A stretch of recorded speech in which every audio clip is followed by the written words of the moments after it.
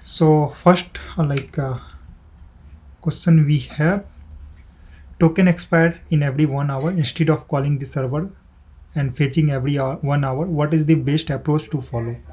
Here, as I mentioned, we should take advantage of caching. So wherever we are thinking, your data means whatever response you are getting from external call, that is somewhat static response. So we should use caching as much as we can. Okay, so here what we will do, first time we will call this authorization server. So they will give us this token, and we will store that token inside cache. Everyone go on mute. Everyone please go on mute. So we will store that data inside cache memory, and from next time onward, when you are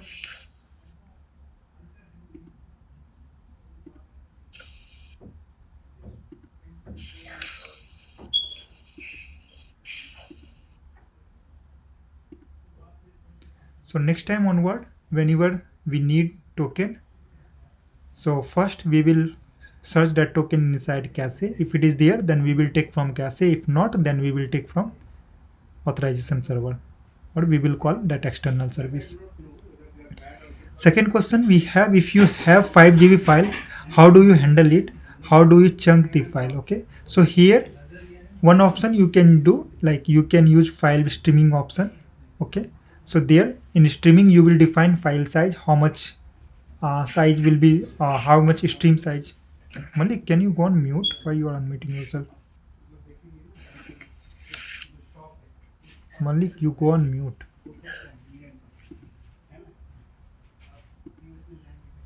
Okay, so here you can use file streaming option.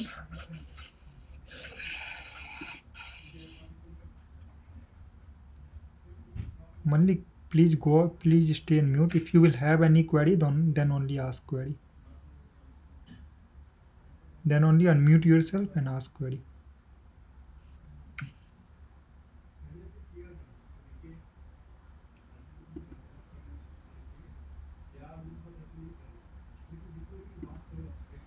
Oh, sorry. This one.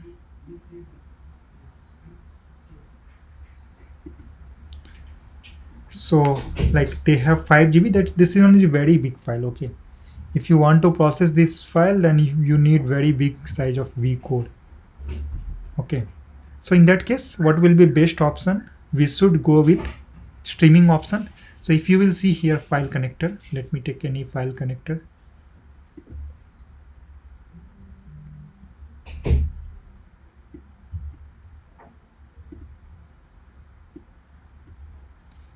If you will go to this file connector, here you will get streaming option.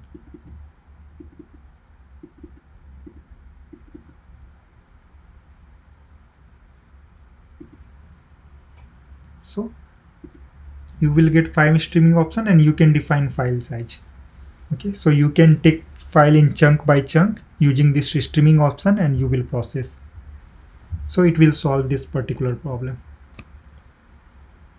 Next we have: how do you separate duplicate record in the input and log the duplicate records? Okay, so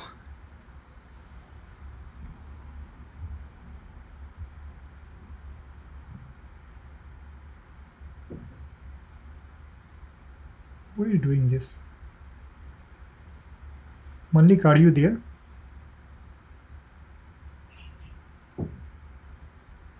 Do you hear me?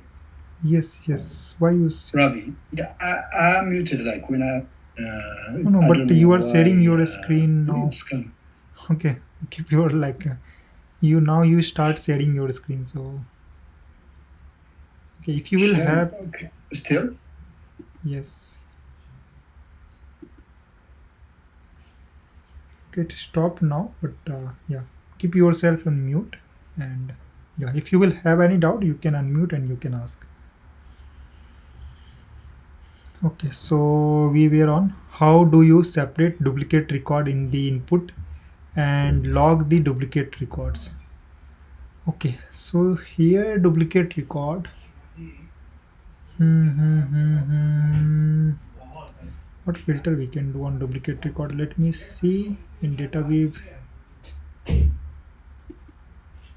should have something.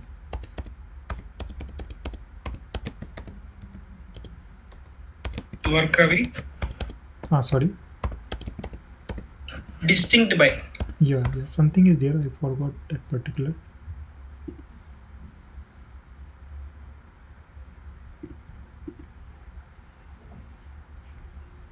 Yeah, distinct by. So using this particular method, predefined method, you can remove duplicate record and you can pass. So here you can see this particular record are repeating. So you can do distinct by on this particular author. So author, record author, distinct by dollar. Dollar means value. Okay, so wherever same author will be there, it will be removed automatically.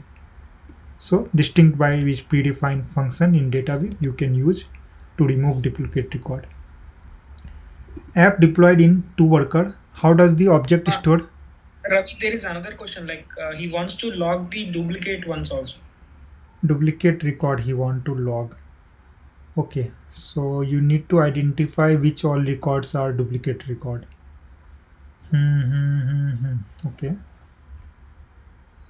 So this one is to remove duplicate record. There should be some predefined method to identify duplicate record. How to find duplicate record.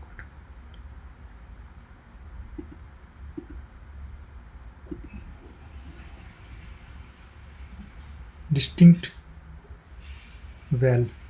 Okay. So it will give you.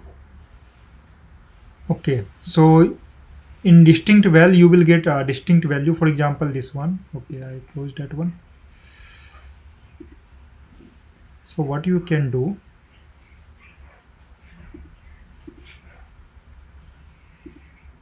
so after distinct y, so here you have actual payload and here you have distinct payload. Okay, so what you can do, you can subtract this from this, then you will get duplicate payload. Correct? For example, James Kurth Colgate is one time here, here we have 3 times. So if you will subtract this, so subtract this from this, then you will get 2 times. It still could Cagley will be 2 times here. Are you getting this or not? Yeah, Ravi. Like Okay. operator, we can directly use the subtract or Minus that you can use. Let me quickly check what Minus? solution. minus. It is for key value pairs, right? Duplicate count is there. So here A B A C D E C F. A B C D E F. Duplicate vowels are AC. Okay. Distinct val is this. Distinct value are this. And to find duplicate distinct val, map key value pair, count if size of record map key field. Okay. Yeah, this one is also good approach. So what they are doing, they are identifying which record has more than size of that record is more than 1 time, greater than 1. Okay, if for example A is 1 time, second time. So if A is 2 time, so it's fulfilling this criteria and it will, like A will come here. Same way.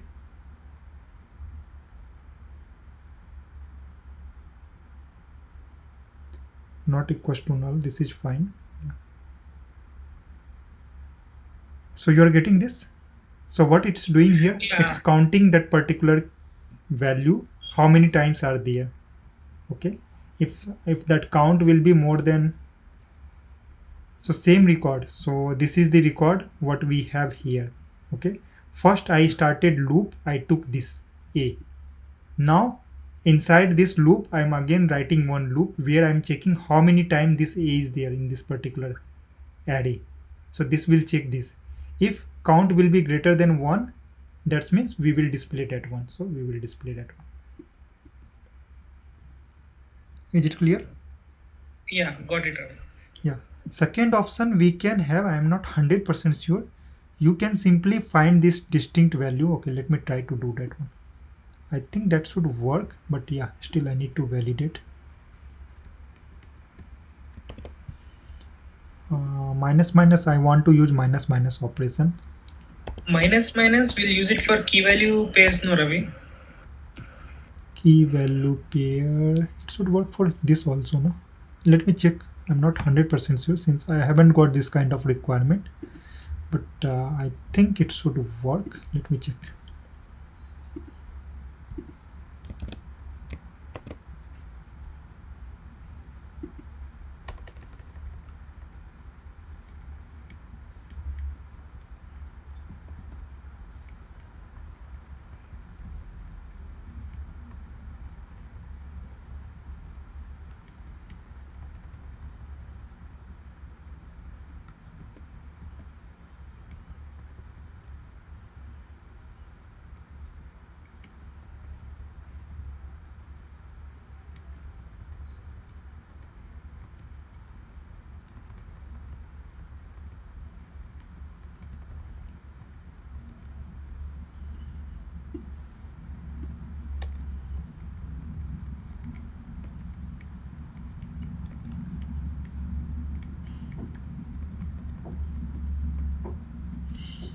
Okay, this is coming.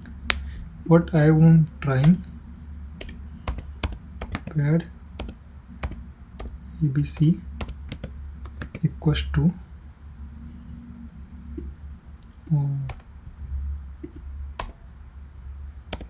let's say ABC is field name. ABC equals to, this is distinct val minus minus distinct val will be minus from actual val record.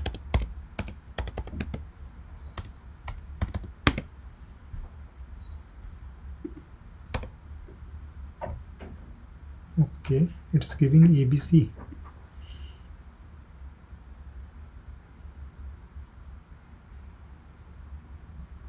No, this will not work. It's giving empty array, but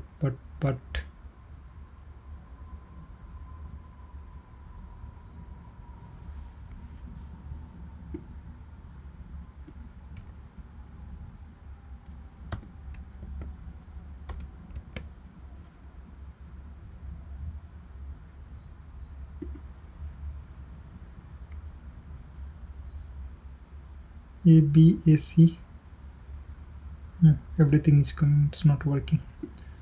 So this like method you can use.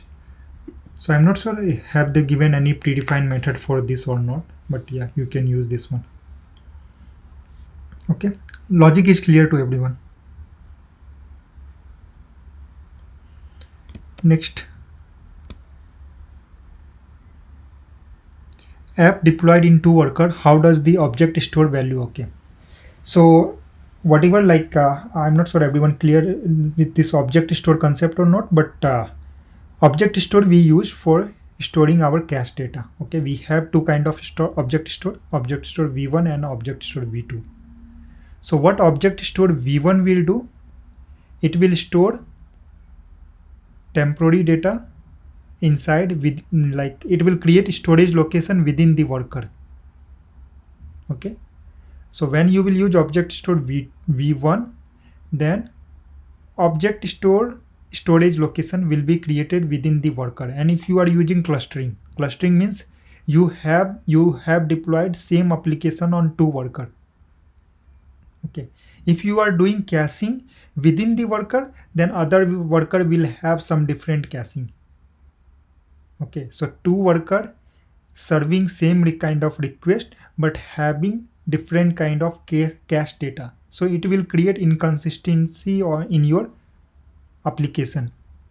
Okay, one user, he did request went to worker 1 and that request got cached inside worker 1. Another user is there, so same user again did request, that request went to worker 2. okay, and then it called external system. And for example, like he called after like some time, so that target system data got changed, so he got response and he cached that data in worker 2.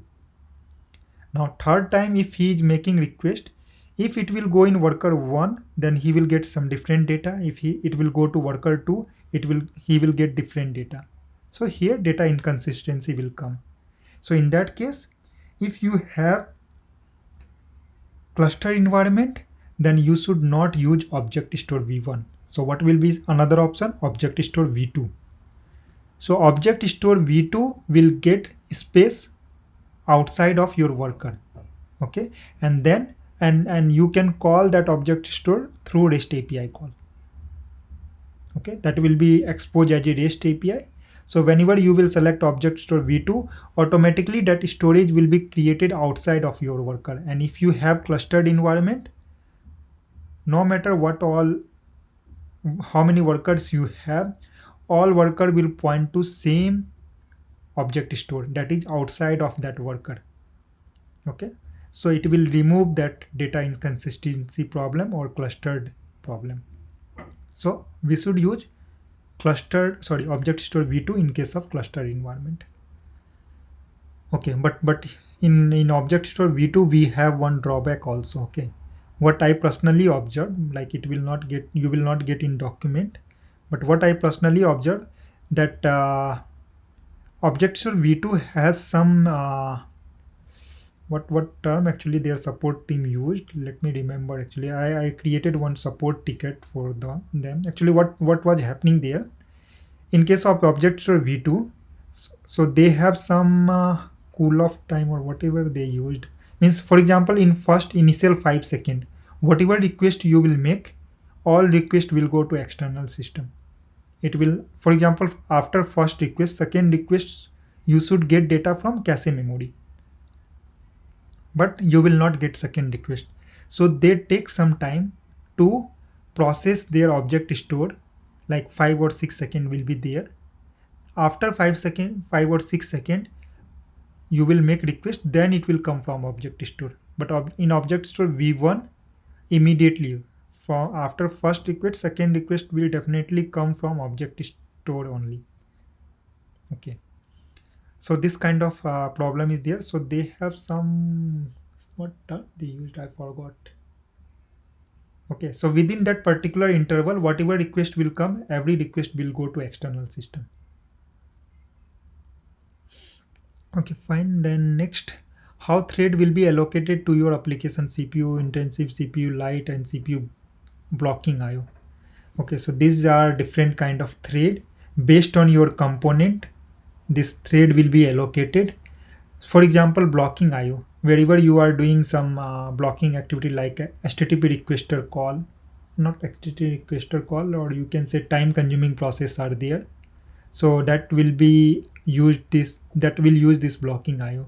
CPU intensive or CPU intensive and light, based on your which component you are using, how much time that component is taking to process, based on that this thread allocation will done. For example, I'm not sure which one is lowest one, intensive or light.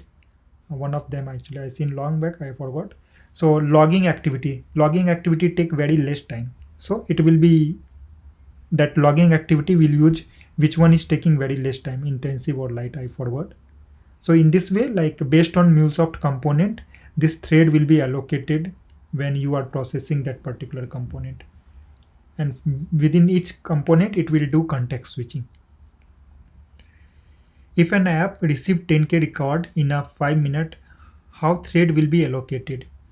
So this question is not clear. I think they are talking about batch processing. Okay. So first thing, number of thread will be decided based on your vcode. So you deployed your application, how many vcode you used, based on that number of vcode will be decided. Okay. And now how many records will be there in a batch, that you can define when you are creating batch processing component. So you have to define how many records will be there in one batch, that you need to define batch size, okay. So how many thread will be allocated, that is completely not in our hand in case of batch processing. But when you are doing parallel for each, you can define number of concurrent thread that you can control. Or let me see, in batch processing also I have seen one property, but I haven't used that property till this point. But one property I have seen where you can define batch size also.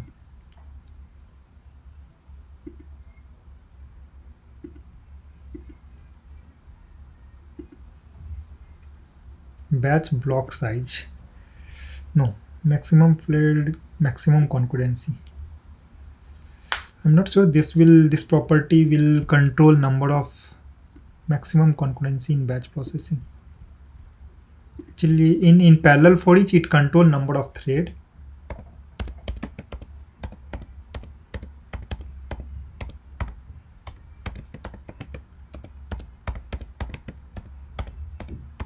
So it will decide how many maximum parallel thread will be created. Okay. In parallel for each, we must need to use this property. But in batch processing, I'm not using. I'm using default one only. But let's understand what it do.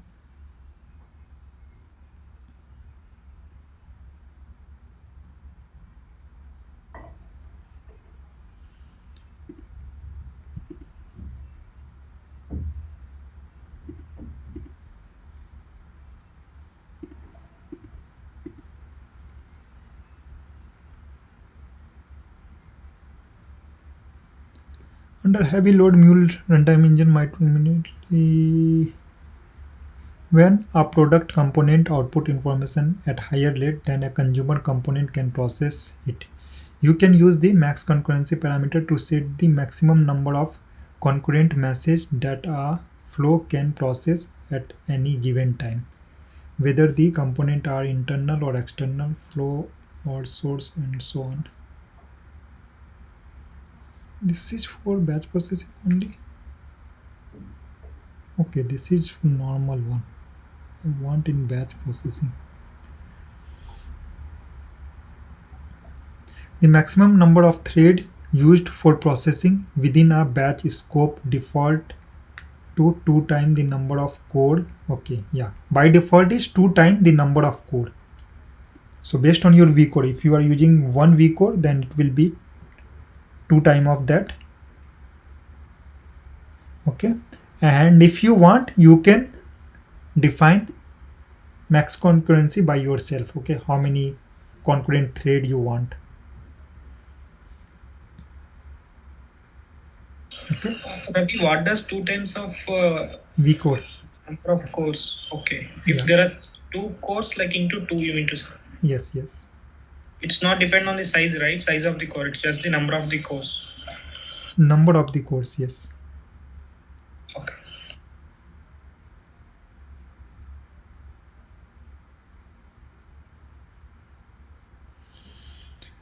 Okay, fine. What is clustering and main objective of clustering?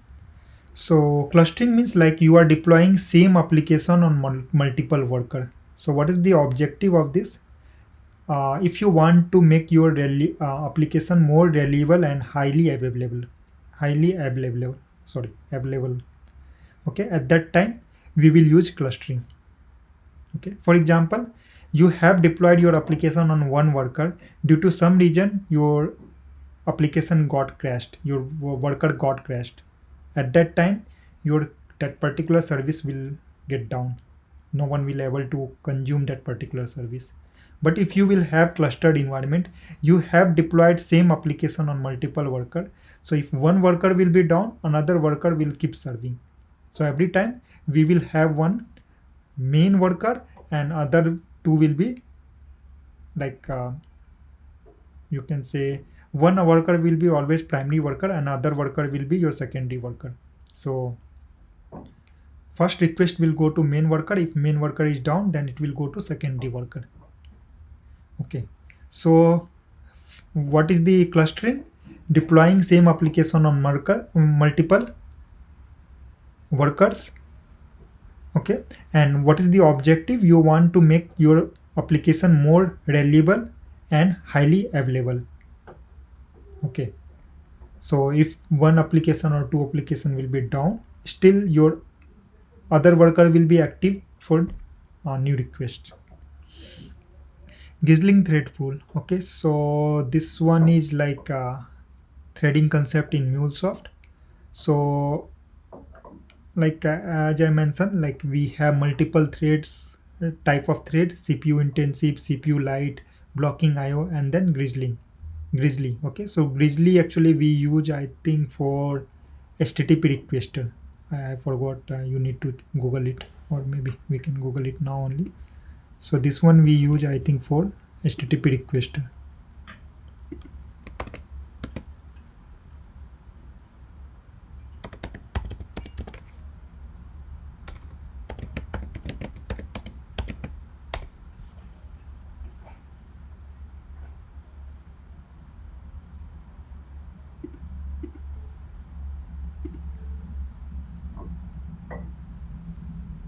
Okay, so here you will get all the details. CPU light. This process is for quick operation like logger. No, HTTP requester will not be there. Logger is correct. Then CPU intensive, like for transform message, which is taking relatively more time than this kind of component. Blocking IO, here like we are calling database call, so your like other operation is blocked. At that time we are using blocking IO. Apart of that, we have Gizling shared and then Gizling dedicated. Okay, so they haven't given much detail, but as I remember, HTTP listener use Gizling shared and HTTP requester use Grizzly dedicated. Okay, but now this threading concept is not there for Mule for like from Mule 4.3. Uber thread pool concept is like they came with Uber thread pool concept, and most of the project by default they are using this Uber thread pool. Okay, if you want, you can update your runtime and you can go with this previous threading concept, but by default it will take Uber threading concept. In DataView, what does distinct by do? Okay, just now we discussed like it will remove repeating duplicate record. Mule runtime highly available cluster overview. So just now we discussed like clustering is what. So it will give you high availability, reliability. Okay, this kind of thing it will give you through clustering. Architecture of your project where exactly Mule. What is architect of your project where exactly Mule is usage? Okay. I think architecture of the project. Okay, means like what all source target systems are there, you need to define them, and then you need to explain like how you are creating your API, you are following this API led architecture or not. Then what all source target systems are there, it's following asynchronous processing or you are developing sync API only, it's a event based API or all are REST API. So all those things you need to describe here.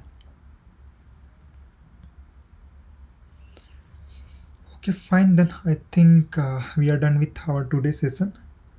Let's connect tomorrow.